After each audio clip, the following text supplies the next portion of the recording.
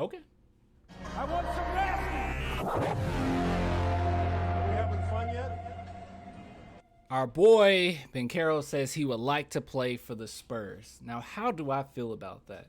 Well, let's talk about it. So I don't know if you guys seen this, but yeah, apparently he has made it known that if he could play for anybody, it would be for the San Antonio Spurs, DeJounte Murray, or it would be for Kevin Porter out in Houston. And I definitely have some thoughts about this. Now, before we talk about that really quickly, if you guys want to support the channel, you just go over to my channel, hit this little join button, only $2 per month, or you can become a patron, only $2 per month as well. Link in the description for that. Just if you want to support, it's all there. Thank you. I love you so much. All right, so let's talk about this. So this is basically what he had to say, all right? Somebody asked, coming out of college, if there was one player that you could be drafted to play with, who would it be and why? And he said DeJounte Murray or Kevin Porter.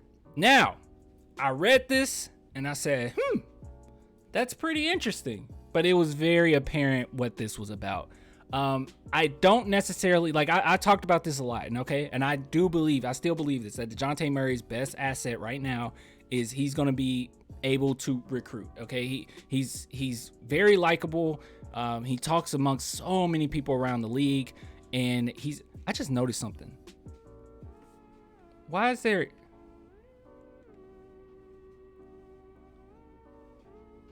would he watermark? Did he literally just watermark a tweet? Jeff G Spurs Zone just watermarked a tweet? Is he serious?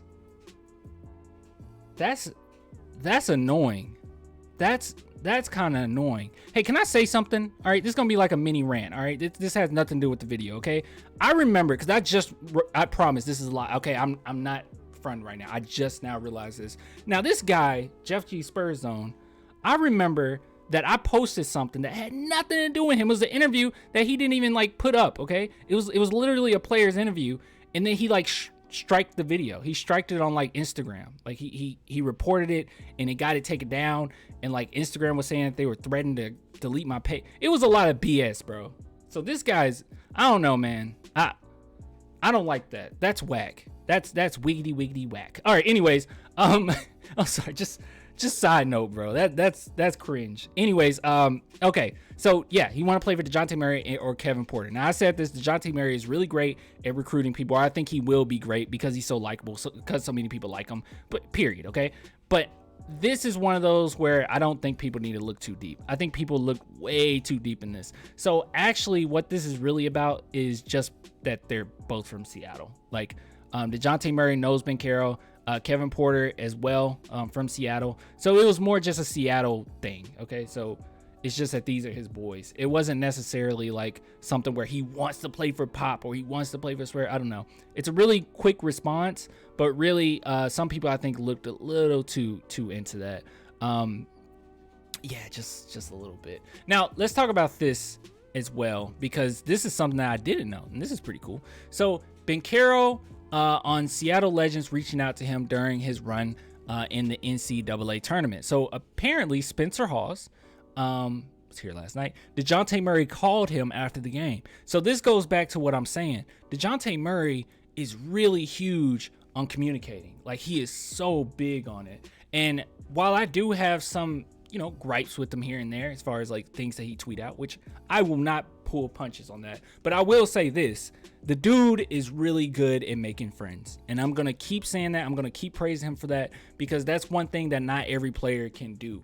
He's very sociable. He seems like a nice guy, and not only that, DeJounte Murray is one of those players where young guys can kind of reach out to him. Not to say DeJounte Murray is obviously a young guy too, but like young guys can reach out to DeJounte Murray because he had so much he had to go through. He was seen as a borderline criminal coming into the NBA, which was BS. And then not to mention that huge injury that he endured. So there's a lot there. He's been to a Western Conference Finals. He's seen a lot. He's been on a winning team. He's been on losing teams. So he is somebody that I think that a lot of young guys can reach out to and learn from.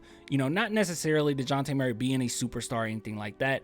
I'm still kind of the notion that when it's all said and done, he'll be a second or third option on a championship caliber team, if hopefully he's still here by that time.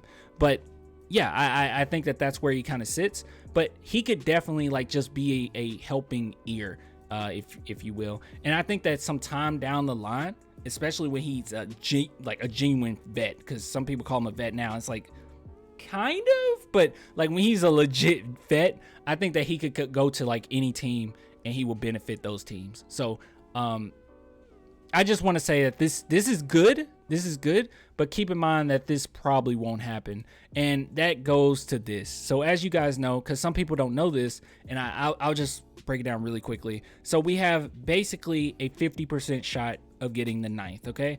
And we have, I think, what is it, 30% at 10th, I believe. It's something like that, 6, 7. Yeah, it's about 30% at 10th.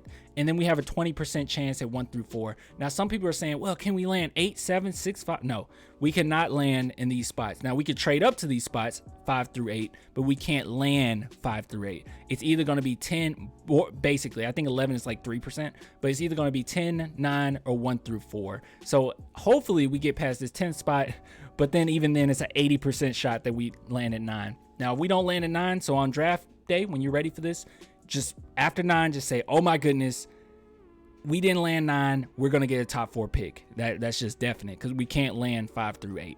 So with that being said, our odds of getting Banchero is super low. I'm assuming, or I'm expecting him to go first. I know that quite a few of these are saying like, you know, third, second, I don't know. I expect him to go first, and us getting a first overall pick is really slim. But it can happen. It's happened before. It's happened with, you know, teams with worse odds than us. So we'll see what happens. But overall, just kind of bank on us being 9. If we're 9, there's no way in the heck we get to him.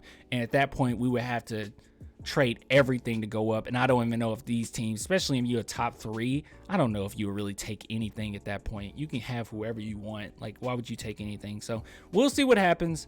But yeah, I just wanted to tell you guys that really quickly. But man, this is cringe, dude. I'm still not over this. Like, really?